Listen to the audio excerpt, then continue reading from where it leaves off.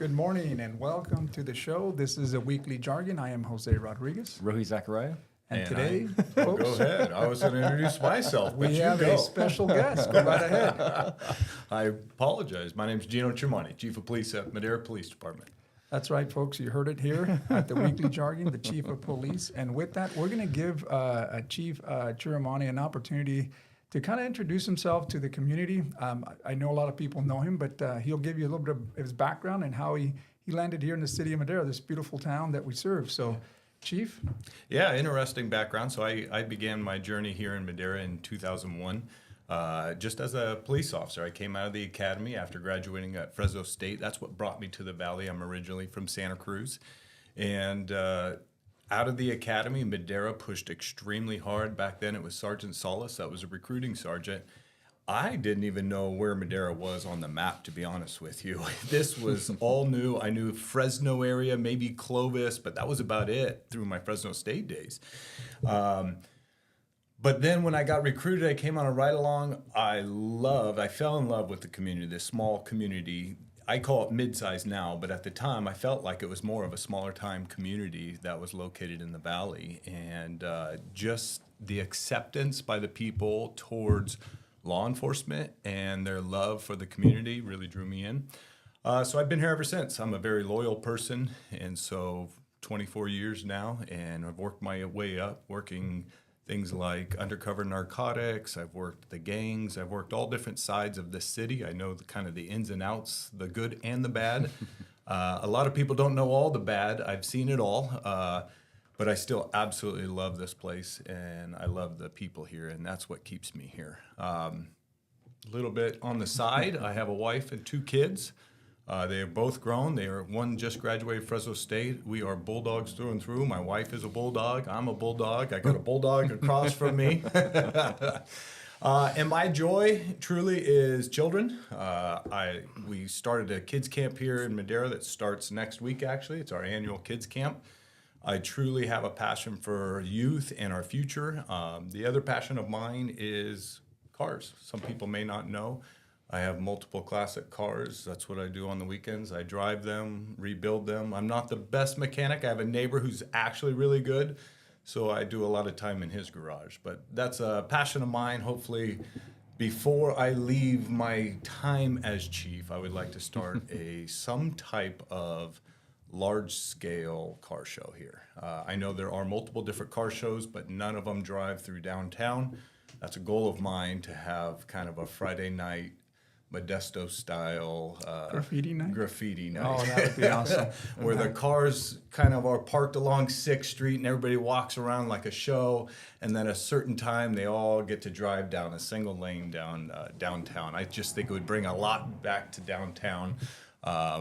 But that's something that's a dream of mine. I haven't brought it to fruition yet. We have brought kids camp. So my first passion is children. My second passion is vehicles. Well, it's not too far-fetched, Chief, because, maybe within a year or two, we'll have that downtown State Route 145 completed. Hopefully, that dream may come true. We may be able to establish something like that down, like you said, kind of like Modesto's graffiti nights, what you would have folks come down with the old classic cars. I think that'll be a great thing for our community. But again, thank you for letting us know your background, because I think it's important that not only our city, but people around here know that we do have a very friendly, outgoing, and very inclusive chief that's out there, always wanting to bring in the community, not only with Kids Camp, but all these other projects that you guys put together. And I think it's important for people to know that. Now, you did mention that when you heard of Madera, you didn't really think of it much, right? Because you never really heard of it. And you're not alone. Quite frankly, when I grew up in Merced, Madera would be the town I passed to get to Fresno. So I didn't really land in Madera. And when I moved here, then it opened my eyes that Madera was a whole different city. It's like, wow, it's no different than Merced and or Fresno, smaller scale, but nevertheless, it still brought that sense of a family and community. So I appreciate that. I appreciate your background there. Well, you bring up something funny there, because that was my history. I drove from Santa Cruz, where I grew up, to Fresno. And Madera was only known as, why is there a dip in the 99? Because everywhere else it's flat. Yes. And then you come through Madera and it's 99 with bridges. I was like, what is that town that's up there as I drive under? Yeah. Found out it was Madera. There you go. Long and behold, you'd be the chief of Madera, right? Yeah, There you exactly. go. Interesting. Roy, anything you'd like to add before we get started? No, I mean, we always work hand in hand with the chief, so I always appreciate it. It's good to know that we come from a common background, from Fresno State. Yeah. So, no, I mean, I'd like to see I think we can make that project happen. I'm a go-getter. I'll make it happen.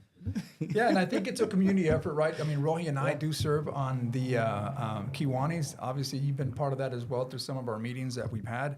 But we just unleashed this third annual 4th of July fireworks spectacular.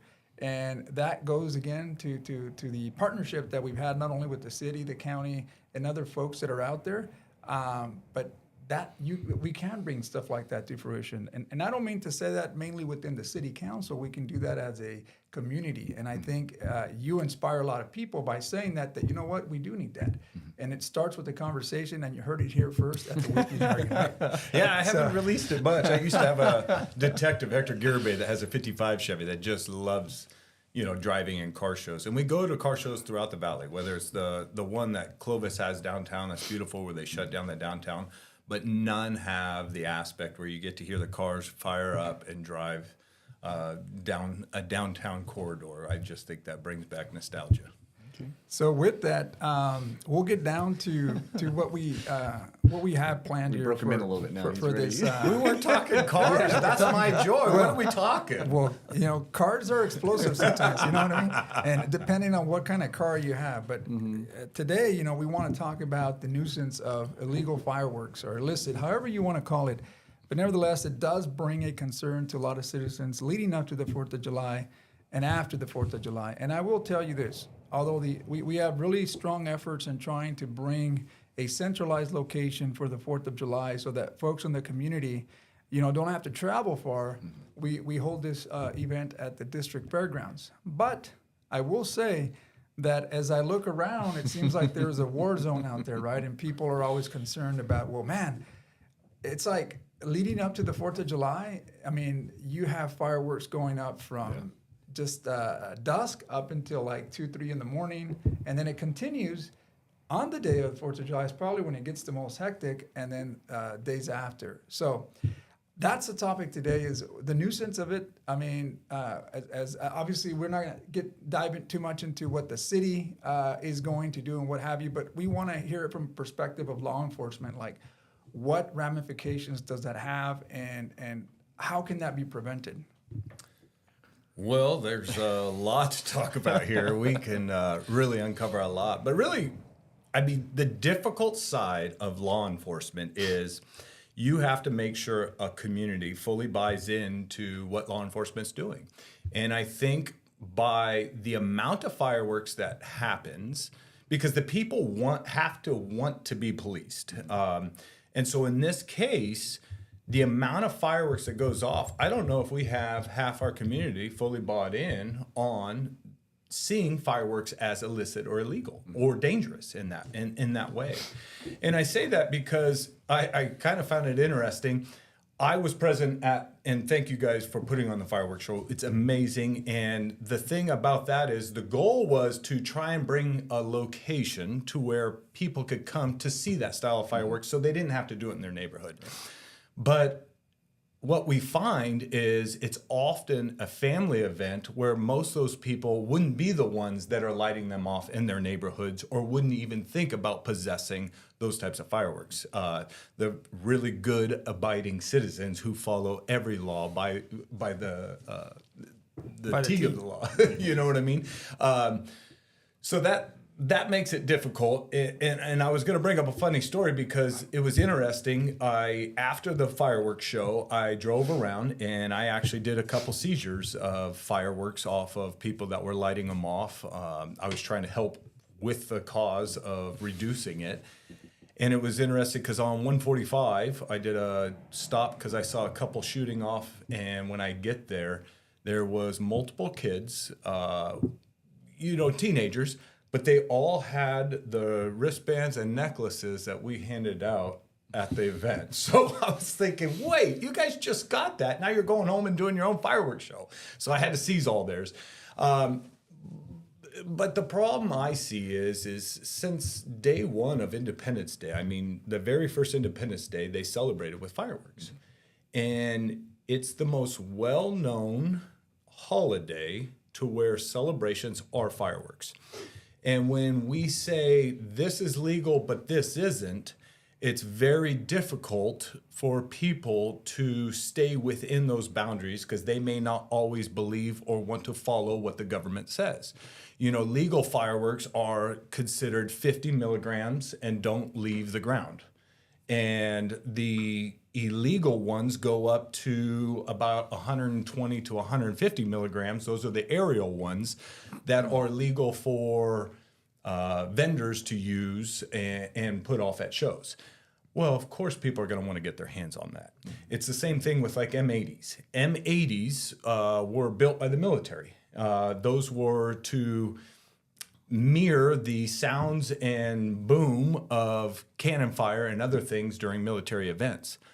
Well, as soon as that happens, people are going to be like, how do I get my hands on that? Because now military people go through it. They know they're safe to an extent, right?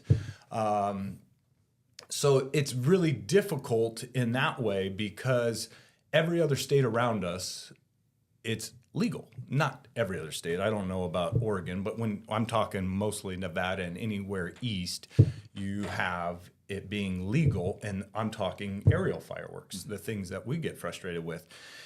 And so being able to go into those stores, buy a box of them, we have a lot of truck drivers in town. We have truck drivers up and down the 99. I'm not saying they are the ones that are bringing them all in, but it's very easy for them to jump out, go into a store, grab some, and bring them back home. Just last week, we had the kind of the remembrance for Thaddeus Saran last Tuesday, and I went out to a farmer's property, owned 800 acres, wasn't even thinking about fireworks or anything else. I was thinking about Thaddeus Saran. But when I go up onto the driveway, I see a mortar tube.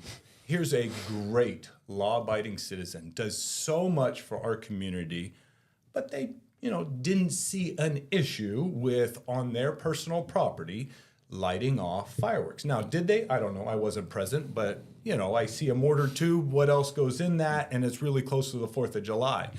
So even good law-abiding citizens sometimes still don't agree with that law. And so it's difficult to enforce something that doesn't have a lot of teeth. When I say a lot of teeth, these are misdemeanor crimes. Most of the time handled by the DA's office through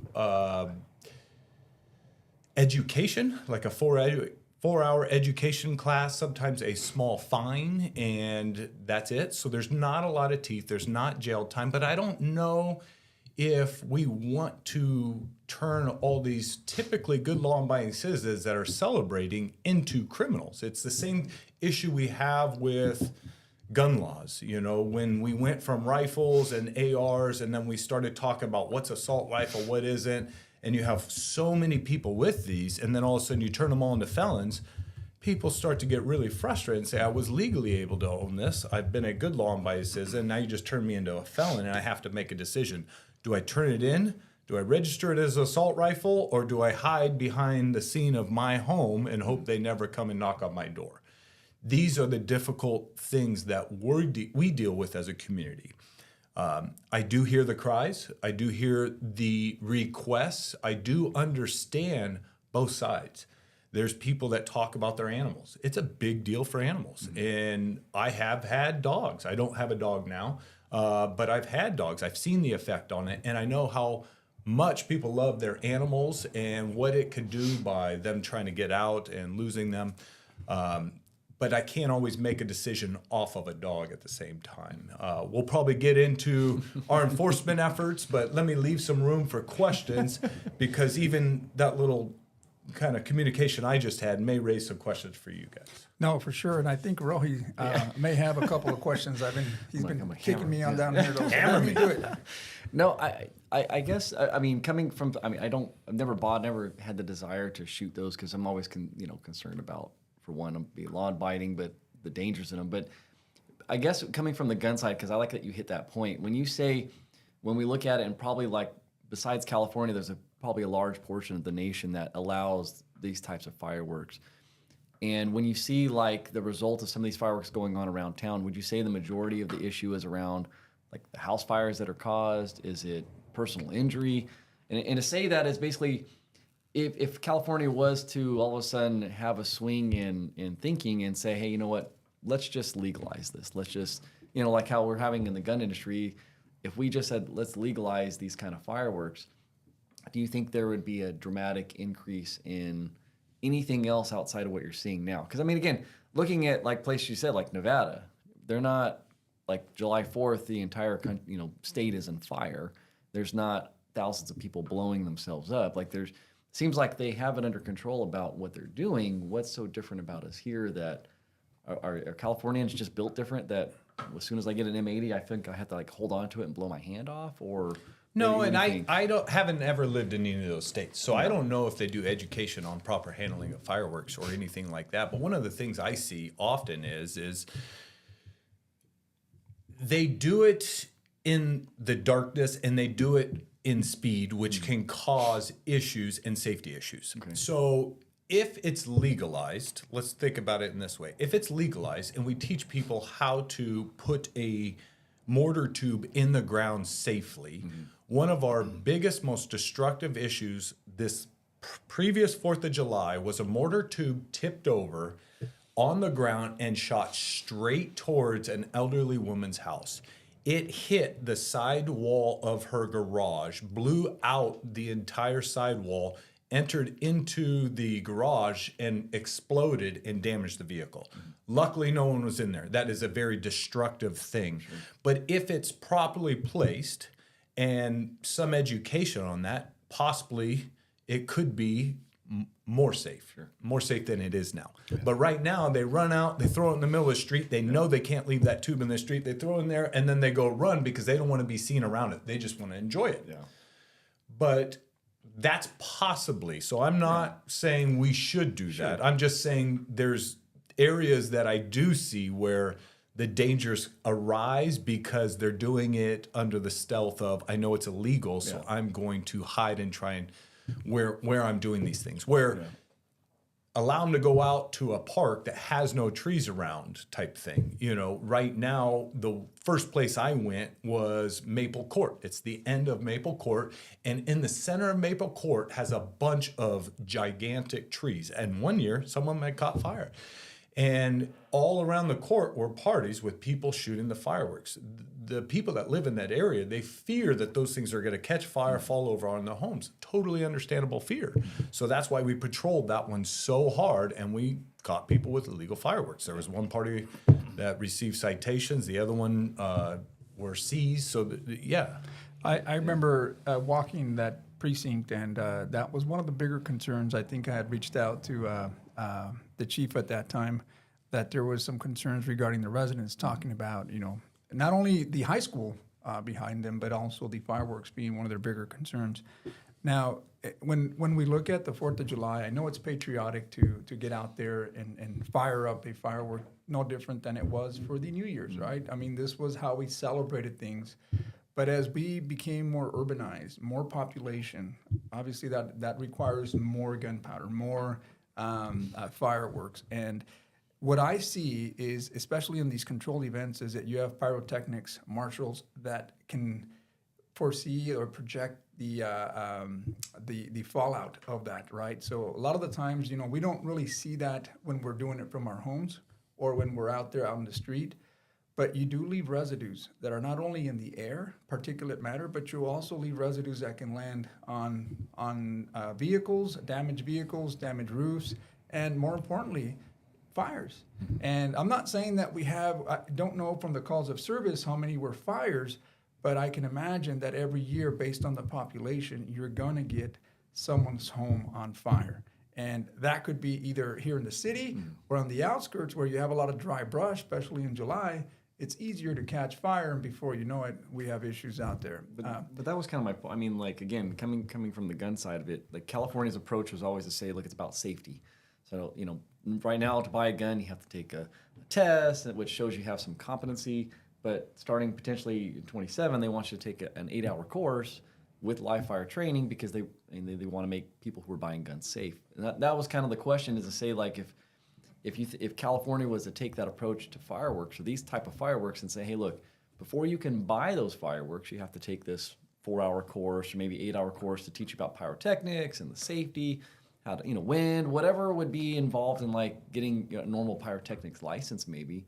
But then being able to go to that stand and say, here's my license, now I can buy them, and maybe have like to cover, because California is doing this, we're trying to with gun owners to have like an insurance side of it, and say, hey, by the way, you have to buy this maybe $200 insurance policy that covers any accidental fires or whatever mishap from that. That was kind of the question, to say, do you think that would maybe help, for one, alleviate, because it sounds like you're saying that's the big part, is they're so in fear and uneducated that this is probably why we're getting a lot of the situations. But California can also make a lot of money from that, because there's your taxes, because right now they're buying all this crap from out of state, and then you get your licensing, which is, California loves that kind of crap. It's, Well, I just feel like if we are going to legalize part of it, you either have to legalize all of it or make it fully illegal. Otherwise, it's too difficult to police. And so what you will see is people, even kids, they find joy in fireworks, and families want to have nice 4th of Julys. Sure. But how many fountains can you set off that have maybe just a little bit different color before they're like, that's kind of boring? And that neighbor down there, I love those fireworks, right? And so we're kind of teasing them, where like you get the little ground squirrel that runs around and goes bzzz, and then in 5 seconds it's done. It's like, I just got a toy from McDonald's, and that guy went down and has the good parent that got him a real toy, So that's the difficulty. But you bring up a point regarding safety, and I agree with it, but I don't know if that would solve the issue, because there are so many people that 100% disagree and want fireworks completely banned. Sure. And so it's the sound, it's the noise. Most of them bring up pets. Some of them are bringing up people with PTSD, former military, and those things. I haven't had too many people come out and say that's the major thing. Sometimes they like to attach things to get their agenda across, but I'm not saying it doesn't have an effect on people.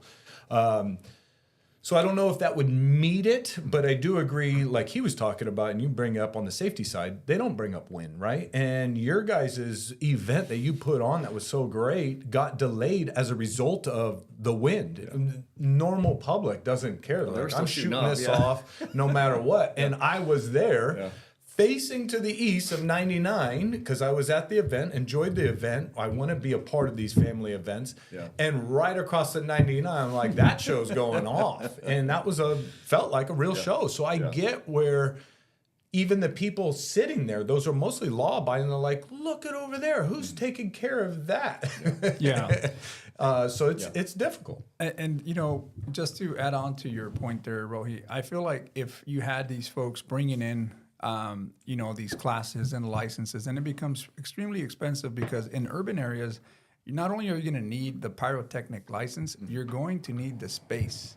You're going to need a fire marshal. And this is me speaking, don't know if we have this already in the ordinance or if the city does, but saying in order for you to get a permit to let these off, you need to have a fire marshal, and you need to have a permit, and you need to have a location, and then you go and this is where a lot of people may have a disagreement with a lot of local government. It's like, Jiminy Christmas, I need a permit for just about everything I do. But again, that's what we abide by laws, and if we don't have any laws, then you can have chaos. So hence why we have a police department that tries to enforce a lot of the criminal stuff, citations, traffic, what have you, so that we have ordinance, we have some orderly behavior amongst your citizens. So I think that if we would legalize it, I do think that you would have folks that say, well, that's just too costly for me. I'm still going to go and buy the ones out here.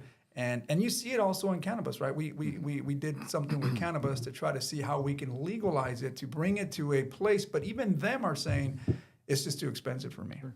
And oversaturated of the deal, it says there's just a lot.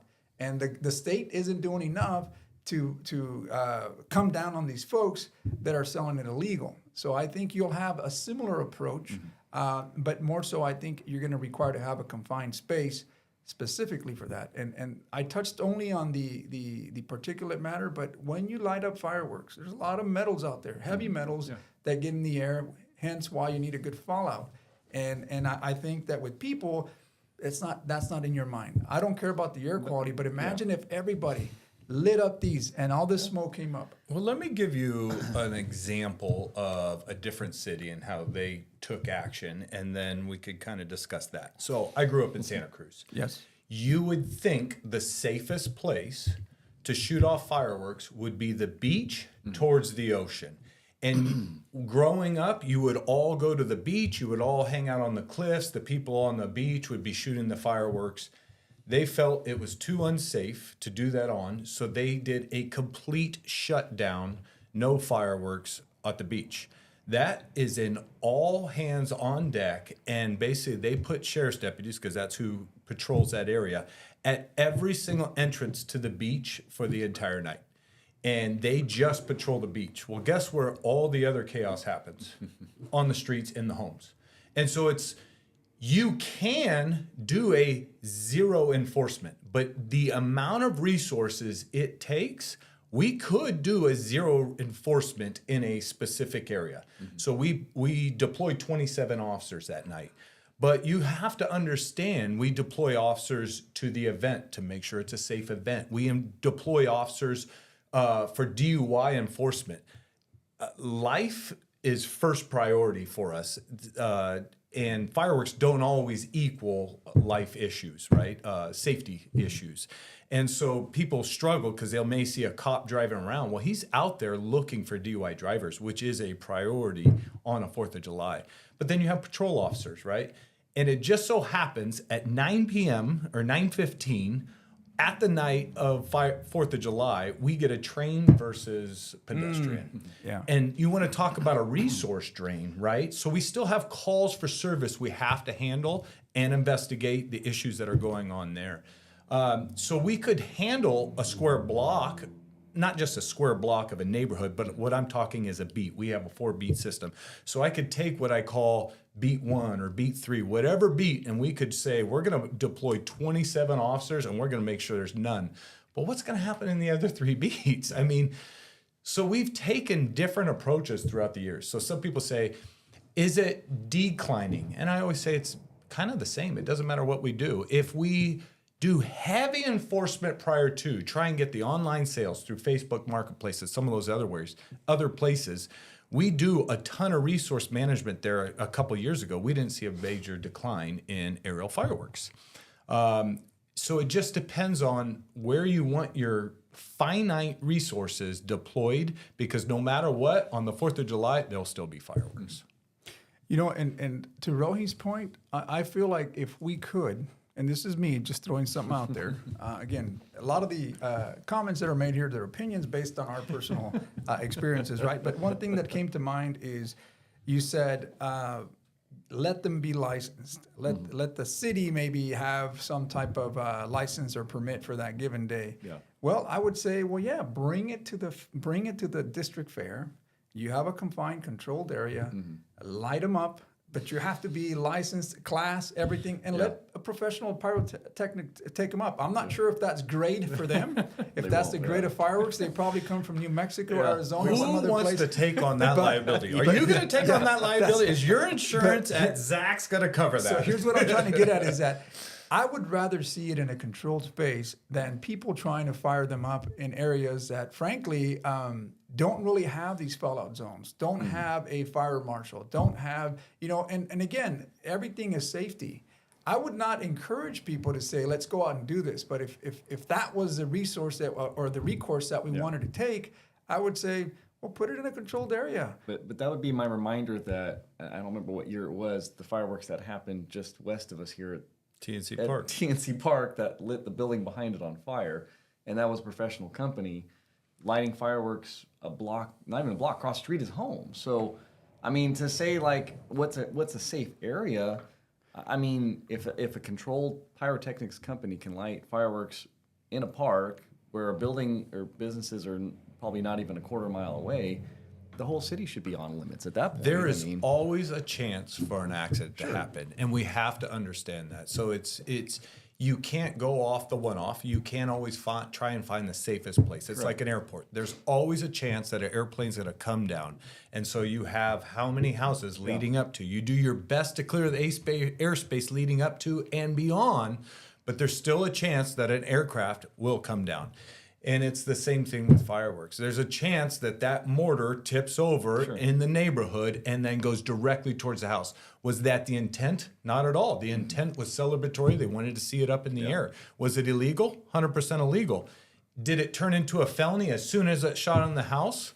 I'll leave that to you. You guys are the jury that would be hearing that case. Do you feel like that person should go to prison as a result of wanting celebratory fireworks, an accident happens and it causes severe damage and mental trauma for the female who resides in that house and a few of the neighbors that saw it? They were traumatized by it. So now a year later, when you're hearing it in court from a juror, are you going to be on the side of the defendant where, like, I could kind of see that being an accident? I don't know if this is truly a felony. In the days leading up and days after, the emotions are high.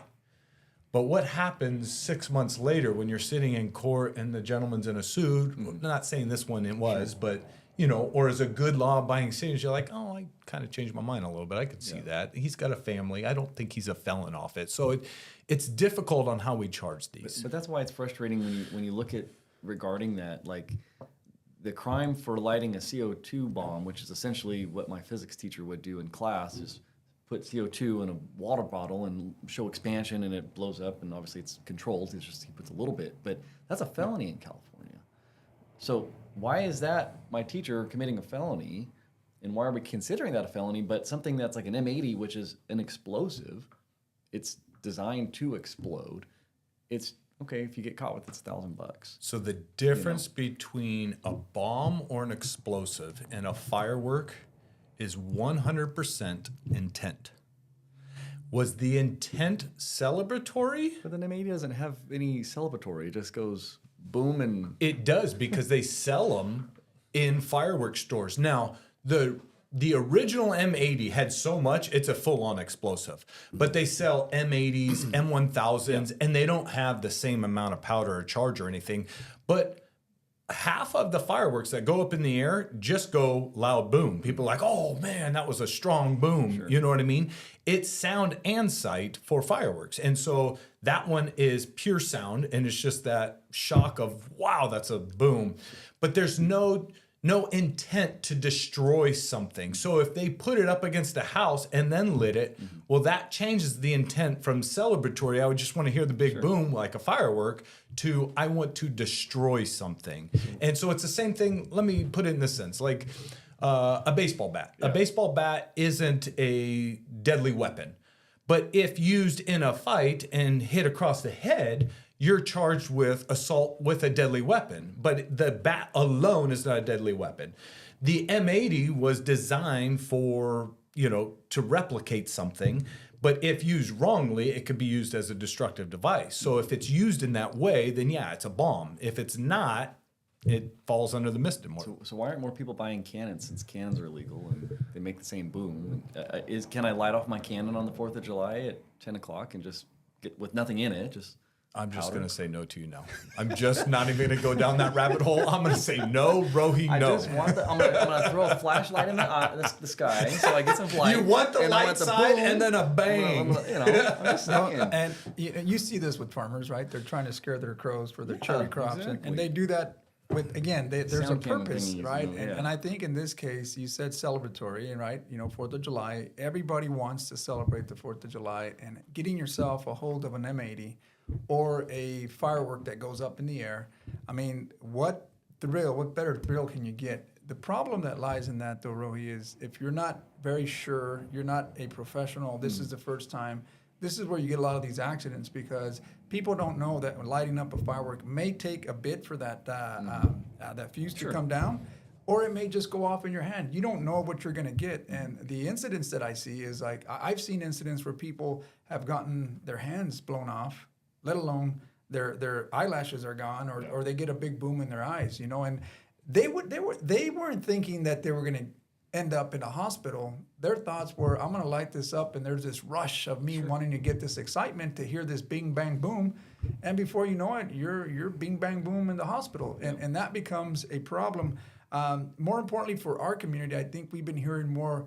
It's like a war zone out there. Sure. And one of the things that I could say is at the fairgrounds, I kid you not. I mean, I wanted to enjoy our fireworks, but it was hard not to see my peripheral vision out here that there was some fireworks just as high and just as loud going on all directions. Now, did you have that feeling because you're such a follower of the law that it brought frustration and anger knowing that they're doing it illegally, and we just spent $50,000 as a community that came together, businesses, city, all these people came together to provide this, and these people are doing it against the law? Because a lot of times that's what draws your eyes. You're like, gosh, dang it, why are they doing that? That is exactly, I mean, and thank you again, Dr. Chermont.